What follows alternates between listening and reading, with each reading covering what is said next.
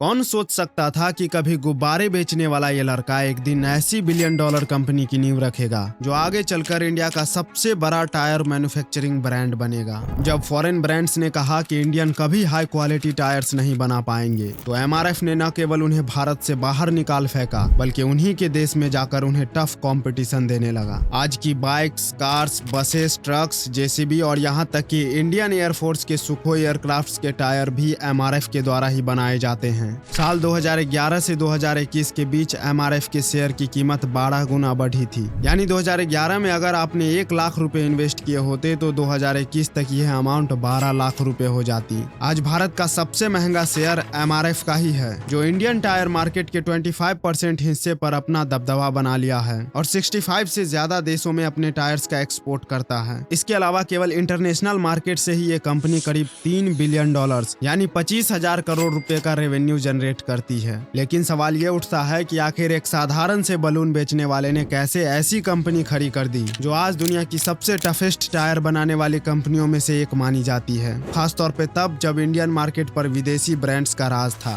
साथ ही वो कौन सी ऐसी स्ट्रेटेजी थी जिसने एमआरएफ को न सिर्फ इंडिया में बल्कि इंटरनेशनल लेवल पे भी सफलता के शिखर तक पहुंचा दिया। ये कहानी शुरू होती है भारत की आजादी से पहले के दौर से, जब देश गुलामी की जंजीरों में जकड़ा हुआ था और हर कोई अपने अपने स्तर पर आजादी की लड़ाई में योगदान दे रहा था। उन्हीं में से एक थे एक बैंक और न्यूज़पेपर के ऑनर, जो अपनी न्यूज़पेपर में अंग्रेजी हुकूमत के खिलाफ आर्टिकल्स छापते थे। उनके इस बेबाकी से परेशान होकर अंग्रेजी सरकार ने उनकी सारी संपत्ति जब्त कर ली और उन्हें 2 साल के लिए जेल भेज दिया। ये आदमी कोई और नहीं बल्कि एमआरएफ के फाउंडर के.एम. मेमन मप्पीलाई के फादर थे। मेमन केरल के एक क्रिश्चियन परिवार में जन्मे थे। वो बचपन से ही बड़े सपने देखने वाले और एक एम्बिशियस लड़के थे और उनका यही स्वभाव उन्हें आगे चलकर सफलता की ओर ले गया। जब उनके फादर को जेल भेजा गया तब मेमन मद्रास क्रिश्चियन कॉलेज में पढ़ाई कर रहे थे एंड इस इंसिडेंट के बाद उनकी लाइफ में काफी सारे चैलेंजेस आने लगे। मुश्किल हालातों के बावजूद उन्होंने किसी तरह अपनी पढ़ाई पूरी की और पढ़ाई खत्म होते ही परिवार की जिम्मेदारी उनके कंधों पर आ गई। शुरुआती दिनों में वे बाजार से गुब्बारे खरीदते और उनमें हवा भरकर बस स्टैंड और रेलवे स्टेशनों पर बेचते थे। इस काम से उनके परिवार की बमुश्किल गुजर बसर हो पाती थी, लेकिन मेमन इससे संतुष्ट नहीं थे क्योंकि उनका सपना कुछ बड़ा करने का था। इसीलिए 1946 में अपनी पत्नी के साथ मिलकर उन्होंने एक छोटा सा बलून मैन्युफैक्चरिंग हब शुरू किया। अब मेमन खुद गुब्बारे बनाने और उन्हें बाजार में बेचने का काम शुरू कर दिए थे। उनका ये बिजनेस अच्छा चलने लगा और अब वो पहले से ज्यादा मार्जिन कमाने लगे। कुछ वर्षों तक टॉय बलून बनाते बनाते उनके दिमाग में एक नया आइडिया आया। उन्होंने सोचा गुब्बारे भी रबर से बनते हैं और खिलौने भी, तो क्यों ना गुब्बारे बनाने के साथ साथ खिलौने भी बनाए जाए। इस आइडिया के साथ उन्होंने 1949 में खिलौने बनाना शुरू कर दिया और ये नया कदम उनके लिए काफी फायदेमंद साबित हुआ क्योंकि खिलौनों के साथ अब वे 2 गुना प्रॉफिट कमाने लगे। हालांकि मेमन इस सफलता से भी पूरी तरह संतुष्ट नहीं थे। वे लगातार एक बड़ी और बेटर अपॉर्चुनिटी की तलाश में थे। किस्मत ने भी उनका साथ दिया और जल्द ही उन्हें एक बड़ा अवसर मिल भी गया। दरअसल उन्हें अपने कजिन के टायर रीथ्रेडिंग बिजनेस के बारे में पता चला, जहाँ वे लोग पुराने टायरों पर नई थ्रेड पैटर्न चिपकाकर उसे ऑलमोस्ट नए जैसा बना देते। इस प्रोसेस में मेमन ने एक बड़ी प्रॉब्लम देखी। दरअसल उस समय जो थ्रेड रबर यूज होता था वो एक तो फॉरेन कंपनीज बनाती, ऊपर से कॉस्टली होने के साथ साथ उसकी क्वालिटी भी उतनी अच्छी नहीं होती थी। साथ ही उन्होंने देखा कि इस फील्ड में कोई लोकल प्लेयर भी नहीं है जो इस तरह के थ्रेड रबर बनाते हो। इस अपॉर्चुनिटी को पहचानते हुए 1952 में उन्होंने थ्रेड रबर की मैन्युफैक्चरिंग शुरू कर दी। उनके बनाए गए थ्रेड रबर की क्वालिटी फॉरेन ब्रांड से भी बेहतर साबित हुई और इसका नतीजा ये हुआ कि सिर्फ 4 सालों में ही उनकी कंपनी ने थ्रेड रबर के 50% मार्केट पर कब्जा कर लिया और उनकी इस सफलता ने कई फॉरेन कंपनीज को इंडियन मार्केट से एग्जिट करने पर मजबूर कर दिया। अब इतने कम टाइम में इंडिया के थ्रेड मार्केट पर राज करने के बाद उन्होंने सोचा कि क्यों ना पूरी टायर ही बनाई जाए और यहाँ पर उन्होंने एक बहुत बड़ी गलती कर दी। दरअसल टायर मार्केट में एंटर करने से पहले उन्होंने अपने कॉम्पिटिटर्स को समझने और मार्केट की डेप्थ में जाने की कोशिश ही नहीं की, जिसकी वजह से उन्हें काफी मुश्किलों का सामना करना पड़ा। अब मेमन को थ्रेड रबर बनाने का एक्सपीरियंस तो था जिसकी हेल्प से वो टायर बना सके, लेकिन हाई क्वालिटी टायर्स बनाने के लिए उन्हें टेक्निकल सपोर्ट की जरूरत थी जो केवल फॉरेन ब्रांड से ही पॉसिबल हो पाता। कई सारी कंपनीज से कांटेक्ट करने के बाद उन्हें अमेरिका की Mansfield tyre and rubber company का साथ मिला, जिसके साथ टेक्निकल कोलैबोरेशन करके वे हाई क्वालिटी टायर्स बनाना शुरू कर दिए और इन टायर्स को भारत में Mansfield tyre and rubber brand के नाम से बेचा जाने लगा। लेकिन असली प्रॉब्लम यहीं से शुरू हुई। मैसफील्ड टेक्नोलॉजी से बने टायर अमेरिकन कंडीशन के लिए अच्छे थे लेकिन इंडिया के लिए नहीं। इसी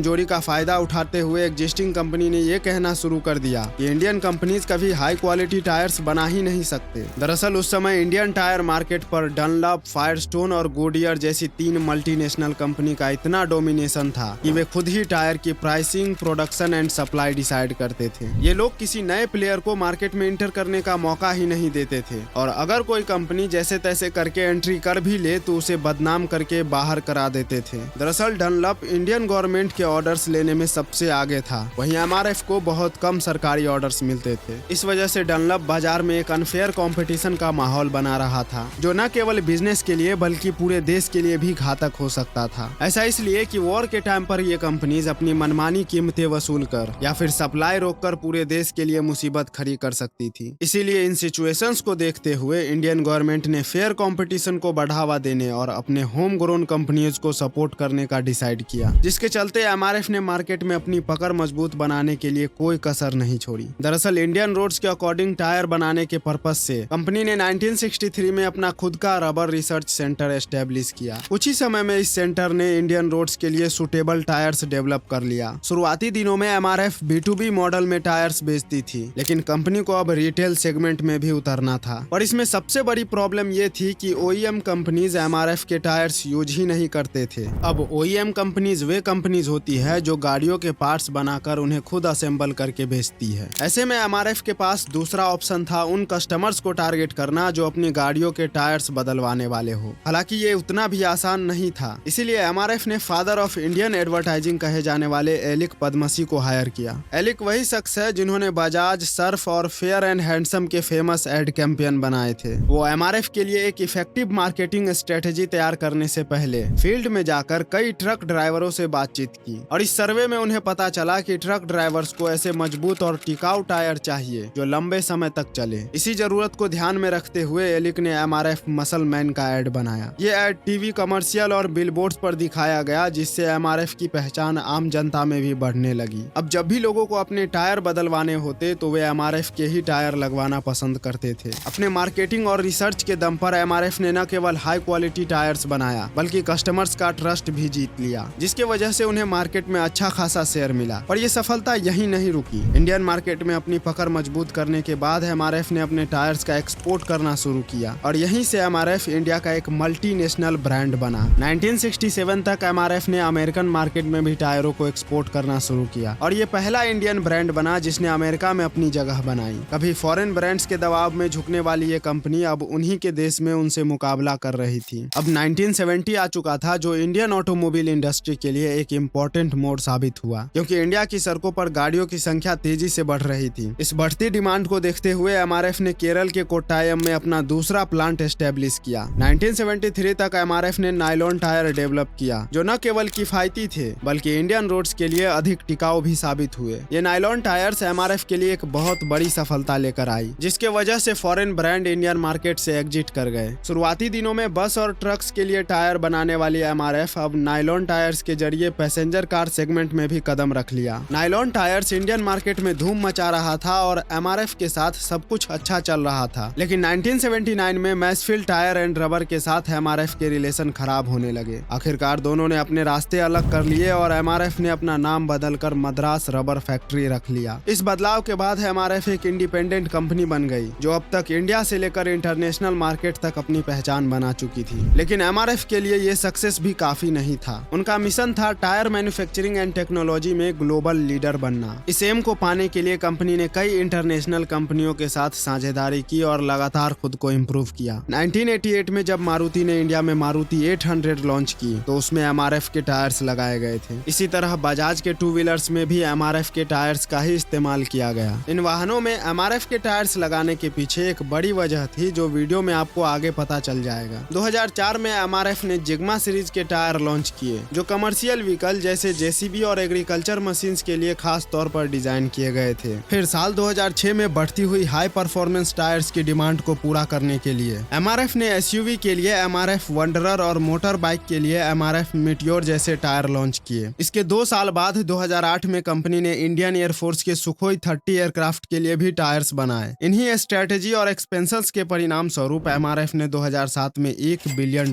का टर्नओवर अचीव किया और केवल 4 वर्षों में ही यानी 2011 तक ये नंबर्स बढ़कर $2 बिलियन हो गया। आज एमआरएफ का वैल्यूएशन 3 लाख करोड़ रुपए से ज्यादा है और सिर्फ फॉरेन मार्केट से ही ये हर साल लगभग $3 बिलियन यानी 25,000 करोड़ रुपए का रेवेन्यू जनरेट कर रही है। टायर बिजनेस में मैसिव सक्सेस पाने के बाद एमआरएफ ने अपने ऑपरेशंस को डाइवर्सिफाई करने का डिसीजन लिया। इसीलिए 1989 में कंपनी ने दुनिया के सबसे बड़े टॉय मेकर हैस्ब्रो इंटरनेशनल के साथ कोलैबोरेशन की और उसी साल एक ऑस्ट्रेलियन ब्रांड के साथ मिलकर इंडस्ट्रियल पेंट्स का निर्माण शुरू किया। इसके साथ ही एमआरएफ ने एक इटालियन कंपनी की हेल्प से एयरपोर्ट पर यूज होने वाली कन्वेयर बेल्ट्स का भी प्रोडक्शन शुरू किया। हालांकि अब एमआरएफ को फ्यूचर को लेकर कोई चिंता नहीं थी, क्योंकि जब भी कोई नई गाड़ी लॉन्च होगी तो उसमें टायर्स तो लगने ही थे, लेकिन कंपनी ने एक ही इंडस्ट्री पे डिपेंडेंट रहने को रिस्की समझा। इसीलिए उन्होंने टायर के साथ साथ खिलौने, इंडस्ट्रियल पेंट्स और कन्वेयर बेल्ट्स जैसे प्रोडक्ट बनाने पर भी फोकस किया। अब जैसा कि आपने पहले ही जाना कि एमआरएफ मार्केटिंग को कितना ज्यादा सीरियसली लेता है और इसीलिए सीधा उन्होंने फादर ऑफ इंडियन एडवर्टाइजिंग कहे जाने वाले एलिक पद्मसी को हायर किया। लेकिन इस बार क्रिकेट की पॉपुलैरिटी को देखते हुए एमआरएफ ने क्रिकेट को अपना मार्केटिंग का जरिया बनाया। कंपनी ने अपना लोगो पहले सचिन तेंदुलकर और फिर विराट कोहली के बैट पर लगाया, जिससे एमआरएफ का नाम हर बच्चे और क्रिकेट लवर की जुबान पर छा गया। सचिन और विराट जैसे दिग्गज क्रिकेटरों को अपने ब्रांड के साथ जोड़ने के पीछे एमआरएफ का कहना था कि वो अपने फील्ड के बेस्ट प्लेयर हैं और उसी तरह उनका लोगो भी केवल बेस्ट प्लेयर्स के साथ ही जुड़ना चाहिए। लेकिन ये सिर्फ आधी सच्चाई थी। दरअसल इसके पीछे एमआरएफ का एक मास्टर स्ट्रोक छिपा था, जिसकी वजह से उन्होंने मारुति सुजुकी और बजाज को अपनी तरफ अट्रैक्ट किया। बात कुछ ऐसी थी कि सचिन और विराट को एमआरएफ के बल्ले से खेलता हुआ देखकर गली मोहल्ले के बच्चे भी एमआरएफ की स्टिकर वाली बैट्स खरीदते और यही बच्चे जब बड़े हो जाएंगे तो एमआरएफ की टायर वाली ही गाड़ी खरीदेंगे। इस तरह एमआरएफ का नाम बचपन से ही लोगों के दिमाग में भरा जा रहा था और इसे ही कहते हैं master stroke long term planning. इस अंदर की बात को जानते ही Mahindra, Tata motors, general motors और यामाहा जैसी बड़ी कंपनीज एमआरएफ के साथ जुड़ने लगे। अब एमआरएफ के अच्छे दिन चल रहे थे, लेकिन वर्ल्ड लेवल पे सरवाइव करने के लिए उन्हें और भी ज्यादा रिसर्च एंड डेवलपमेंट की जरूरत थी। इसीलिए 2016 में एमआरएफ ने चेन्नई में रिसर्च एंड डेवलपमेंट सेंटर खोला, जहां वे एडवांस टायर टेक्नोलॉजी और हाई क्वालिटी मटेरियल्स बनाने पर फोकस करते थे। दोस्तों, आपको जानकर हैरानी होगी कि एमआरएफ को 2024 तक 14 बार जेडी पावर अवार्ड से सम्मानित किया गया है। और आपको बता दूं कि JD power award automobile industry का सबसे बड़ा अवार्ड है, जो सिर्फ उसी कंपनीज को मिलता है जो अपना प्रोडक्ट क्वालिटी और कस्टमर सेटिस्फेक्शन मेंटेन करता है। दोस्तों, ये कहानी केवल एक टायर कंपनी की सक्सेस स्टोरी नहीं, बल्कि इस बात को प्रूव करती है कि अगर किसी में स्ट्रॉन्ग डिटर्मिनेशन और सही स्ट्रेटेजी हो तो वो न सिर्फ अपने देश में बल्कि इंटरनेशनल लेवल पर मल्टीनेशनल कंपनियों को भी मात दे सकता है। और एमआरएफ के फाउंडर मेम्मिन मप्पिलाई जी ने यह साबित कर दिखाया है। उनके इस कंट्रीब्यूशन के लिए उन्हें 1993 में पद्मश्री अवार्ड से सम्मानित किया गया और इस अवार्ड को पाने वाले वो साउथ इंडिया के पहले इंडस्ट्रियलिस्ट बने। बाकी दोस्तों, अगर आप जानना चाहते हैं कि इंडियन पुलिस बोलेरो को इतना पसंद क्यों करती है तो इस वीडियो को देखें।